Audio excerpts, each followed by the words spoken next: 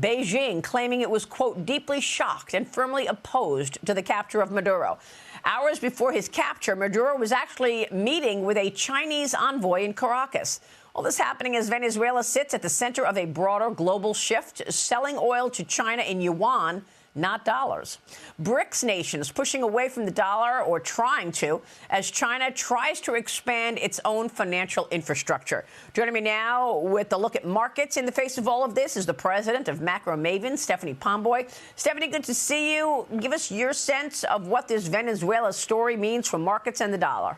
Well, it's a tremendous story, Maria. Obviously, we have come a long way from the days of Obama on the apology tour around the globe and the U.S. kowtowing to the UN and letting rogue actors all over the world just kind of run roughshod.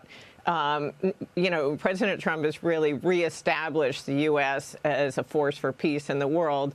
And is really shoring up the Western Hemisphere through these actions. And I would argue that this action in Venezuela really dovetails with the tariff diplomacy, which is perceived as being primarily about trade, but I would argue is equally about national security and preserving peace.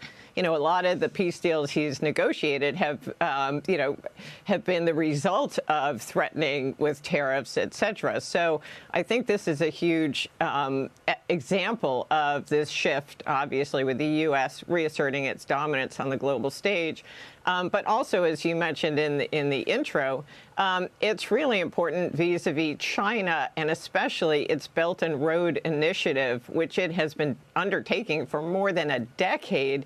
And the U.S. has kind of been sleeping through this basically Cold War for resources that China has been waging, procuring strategic resources all over the globe through relationships with Southeast Asia, Africa, Eastern Europe, et cetera. And so we finally have a president who recognizes the urgency of waking up and getting into this Cold War for resources and procuring these resources.